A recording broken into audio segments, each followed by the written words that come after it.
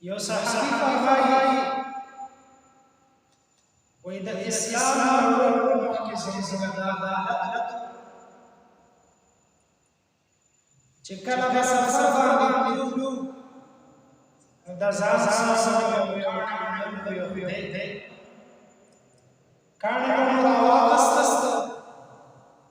او هغه کاڼي به ځان باندې جوړ د هغه کاڼي عبادت او دا کاڼي به ځان سره بسلو خو چې کله د دې کاڼي علاوه د بهترین کاڼي ملو شو راځي نو دا اولنی کاڼي به ځان دا دویم کاڼي به ځان باندې او د دې دویم کاڼي علاوه دومره چې حالات دي کله دونه راځي او هغه پر باندې وڅکلو او دا خو چې د خوراک قسم نه د خوراک قسم نشه نو د دونه شي راګي دا مرید دا وخو دا دومره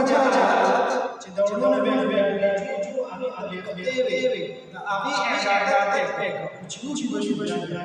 بل یو صحابي فرمایي وای زما سره یو ډېر ښایسته کاڼی ډېر بهترین کاڼی راسره او هغه کاڼی ما د ځان لپاره خدای مقرر کړی او خدای مې جوړ کړی د هغه کاڼی عبادت به مې کوم د هغې بندګي مې کوم وای چې کله به ښکار ته تلمه نو دا کاڼی دا خپل خدای دا به مې په خیمه کې دننه کېښود او بیا به ښکار ته تلم وای یو ځل ښکار ته تللی وم وای چې راغلم ومې کتل خیمې ته ورغلم دننه نو اول مې په دې خپل خدای باندې سلام واچوه په دې کاڼي باندې مې سلام واچوه وای چې ومې کتل نو زما دا خدای لوی شوی کم کاڼی چې د ځان لپاره خدای جوړ کړی دا لوی شوی وایي ما وی چې یو خو باران هم نه دی شوی خو خدای خبر چې په دې چوبت وي کړی که څنګه چل وایي چې کله به ښکار ته تلم او واپس به راتلم نو زما دا خدای به لوند و ویل ما وی چې دا څنګه چل وایي اخر مې ذهن ته دا خبره راغله چې شاید زما د خدای په هوا کې الوتې دي او په سمندر کې غوپهوالې د واپس راغلی وایي چې زه به کله ښکار ته تلم او واپس به راتلم نو دی به ملوند وایي ما به وی چې دی په هوا کې الوزي او په سمندر کې غوپه وایي لاندې واپس راځي دومره جاهل په هر حال دا صحابي وایي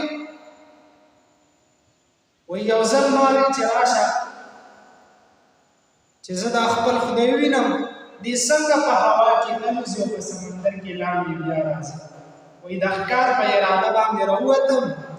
او داسې د یوې خونې شاته پټ شوم کېناستم په دې انتظار کې چې اوس به زما دا خدای والوزي او په سمندر کې به غوپه ووایي وایي په دې انتظار کې ناست وم وایي چې کله به ما ښکار وکړ دا صحابي وایي او هغه به مې کار به مې پوخ کړو وبه مې خوړل نو د هغې چې کوم هډوکي به زما نه پاتې شو هغه به مې د خیمې سره سیټ ته غورځو وایي زه د خونې شاته ناست یم په دې انتظار کې چې زما خدای اوس والوزي او سمندر کې به غوپه وایي بیا به راځي وایي څه ګورم چې یو څو ګیدړان راغل او کوم هډوکي چې ما غورځولي نو ګیدړانو دا هډوکي وخوړل بیا یو ګیدړ د خیمې ته دننه ورغی په کوم کې چې زما خدای د خیمې ته دننه ورغی ګیدړ او خپې اوچته کړله وایي زما په دې خدای باندې کوم کاڼي نه چې ما خدای جوړ کړی وایي په ده باندې امتیاز وکړي وایي ما وایي چې دا څنګه خدای دی چې په ده باندې ګیدړ امتیاز وکړي داسې خدای وي چې ګیدړان پې امتیاز وکړي وایي لښته راسره وه ورمنډه مې کړله او د خپل خدای ته کم کاڼي نه مې چې خدای جوړ کړی و د کم کاڼي عبادت به مې چې کوو او لښته مې ورته ونیوه په اښکزۍ مې دڼې ونې کړله توبه مې وویسته او راغلم د نبي علیه السلام په لاس باندې مې ایمان راوړ مسلمان شو